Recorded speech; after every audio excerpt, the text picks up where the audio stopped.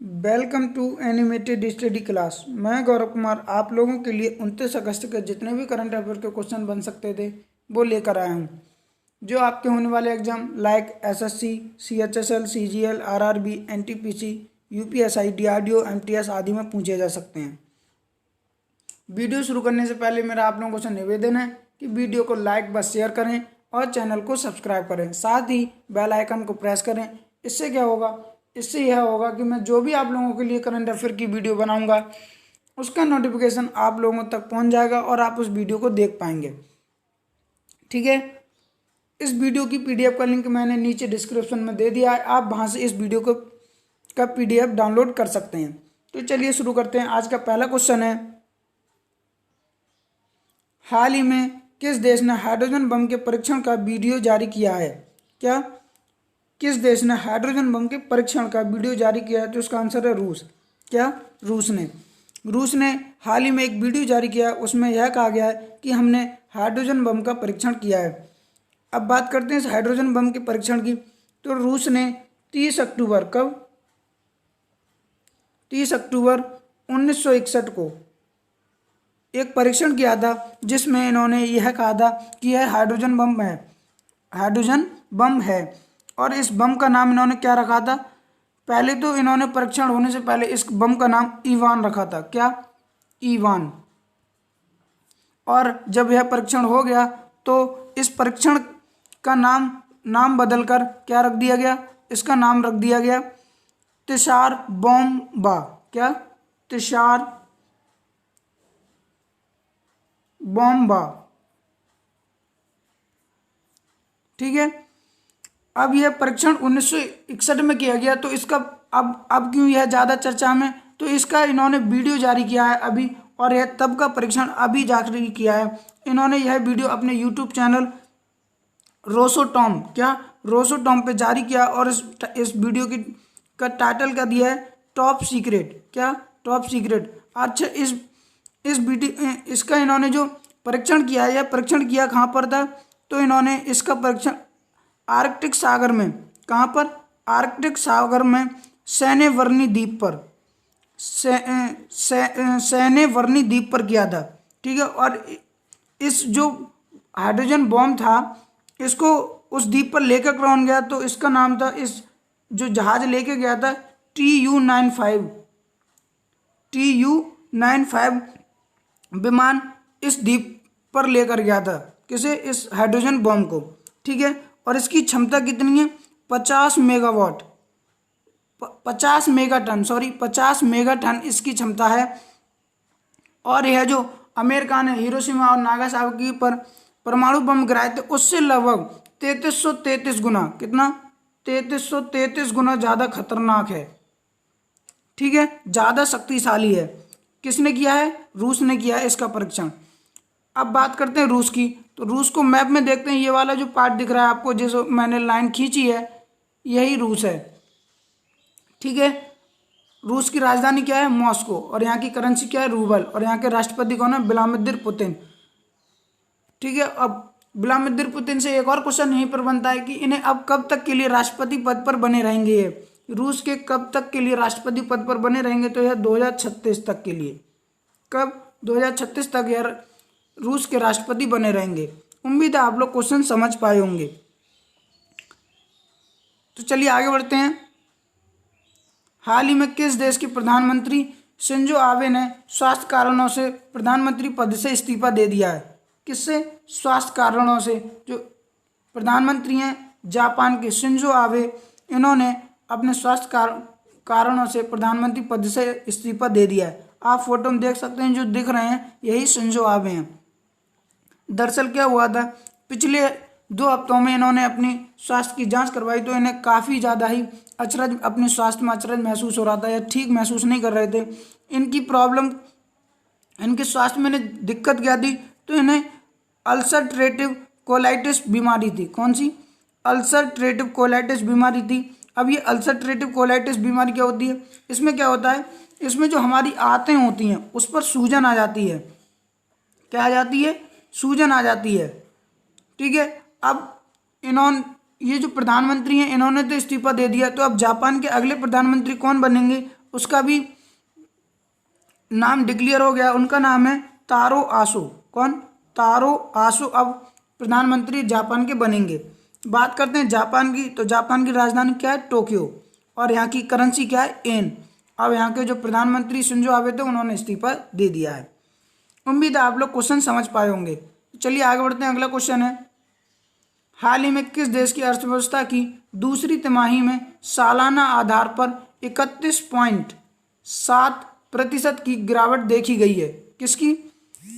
किस देश की तिमाही सालाना में 31.37% की गिरावट देखी गई है? तो इसका आंसर है अमेरिका। किसने? अमेरिका में। आप मैप में देख सकते हैं जो वाला पार्ट दिख रहा है यही अमेरिका है।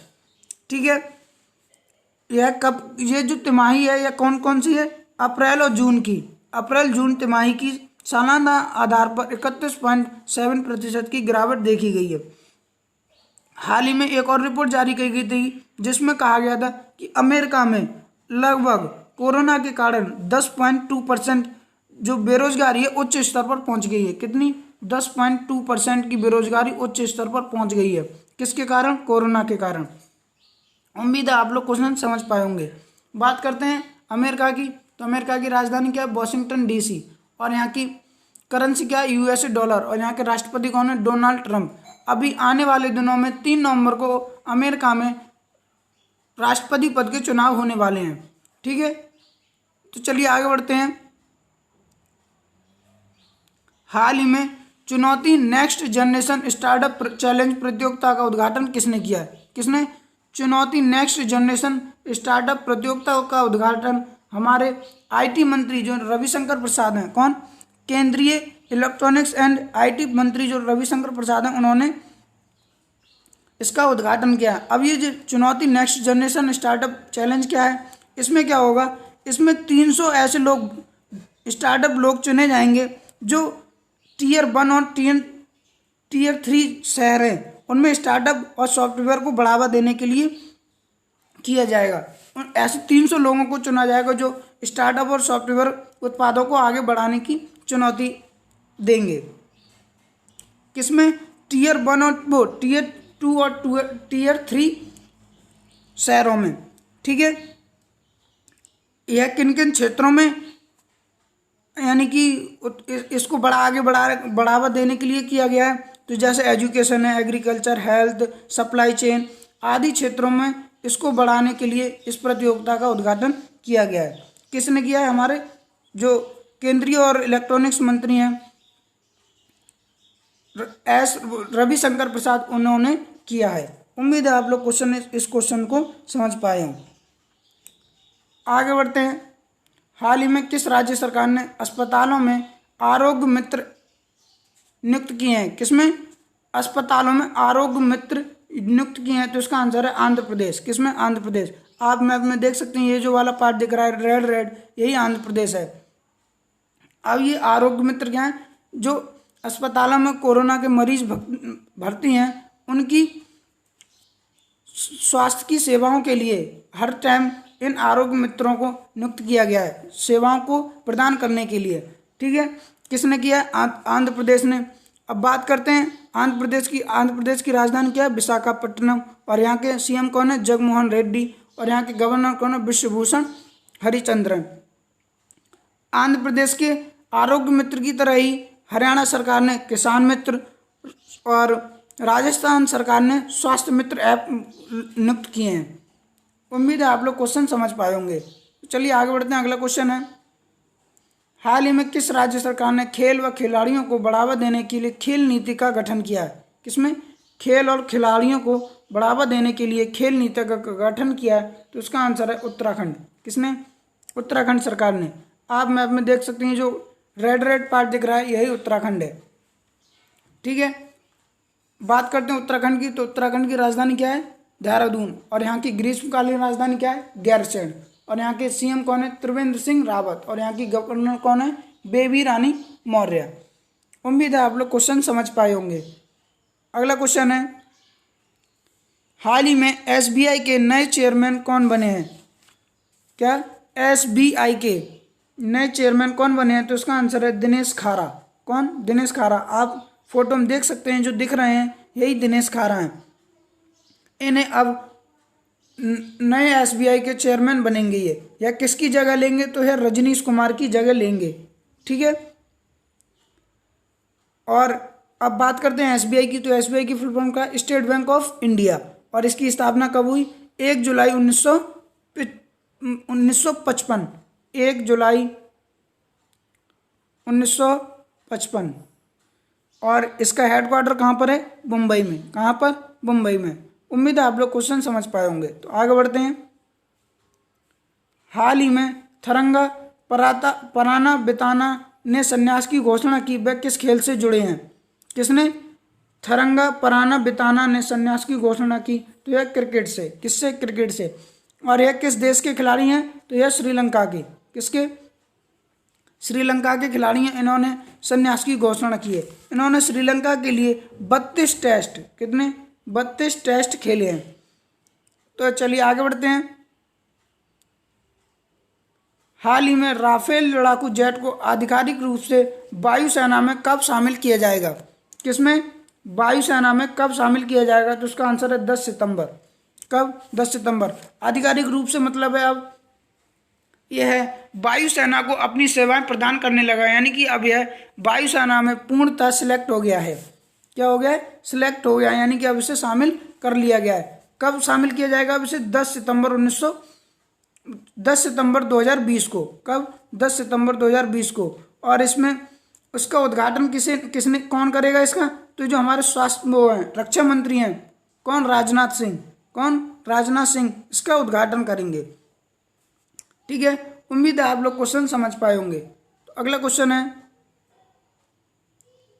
हाल ही में किस राज्य सरकार ने प्लाज्मा दान करने वाले परिवार को विशेष स्वास्थ्य प्रोत्साहन देने की घोषणा की है? किसने? जो परिवारों को प्लाज्मा दान करने वाले परिवारों को स्वास्थ्य प्रोत्साहन देने की घोषणा की है। तो इसका आंसर है गोवा।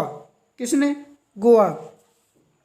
गोवा सरकार ने यह कहा है जो व्यक्ति कोरोना से ठीक होने के बाद प्लाज्मा अपना डोनेट करेगा उसे और उसके परिवार को हम विशेष स्वास्थ्य प्रोत्साहन